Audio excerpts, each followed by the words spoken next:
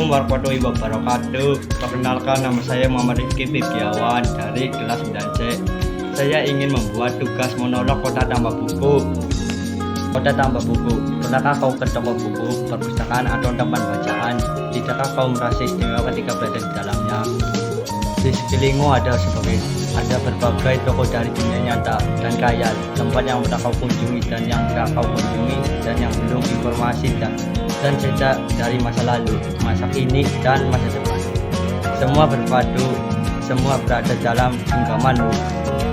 Saat berada di antara buku, tidakkah kau merasa menjadi raja dan ratu, ruang dan waktu, seolah menyatu tanpa batas. Kau bisa terbang melintasi sekat negara dan melewati berbagai zaman.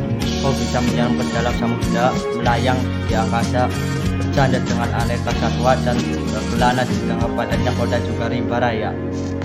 Kau tahu buku adalah jendela dunia, kunci pengetahuan dan pintu wawasan. Muhammad Atta, sang proklamator, berkata, "Aku rela di penjara asalkan bersamaku, karena dengan buku aku bebas." Melalui buku, manusia terbebas dari ketidaktahuan. Tempat-tempat yang dipenuhi buku adalah harapan berkembangnya pengetahuan dan wawasan. Apa jadinya jika kota tanpa buku? Pantaskah dia disebut kota?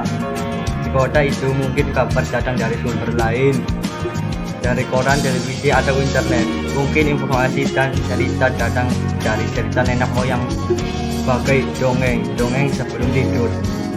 Irama warganya pun tiada, beda bangun pagi berdebaran di muka bumi untuk berbagai keperluan untuk kembali pulang siang atau sore harinya. Setelah itu mereka berangkat tidur dan memulai lagi hari berikutnya, semua serupa.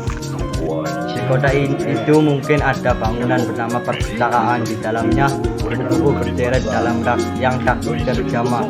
Tiada tangan meraih dan membuka halaman demi halaman dengan sukacita. Mungkin juga ada tumpukan buku di sudut sekolah yang sepi dan berdebu, jarang dikunjungi, jarang dibaca. Buku-buku di sana teronggok tanpa nyawa. Mana dengan kotamu? Mungkin kau tinggal di tengah kota yang megah, atau di gang sempit di desa terpencil, di sisi pesisir, atau di kaki gunung. Adakah perpustakaan, taman bacaan, atau toko buku di dekat rumahmu?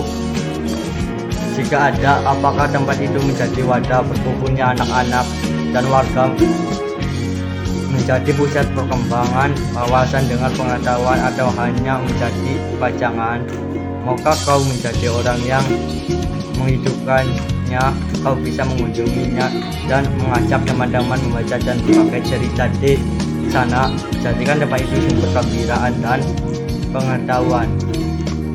Jika tempat itu belum ada, maka kau menjadi orang yang mulia menghasilkannya. Kau bisa memulainya dari sebuah sudut di teras rumahmu.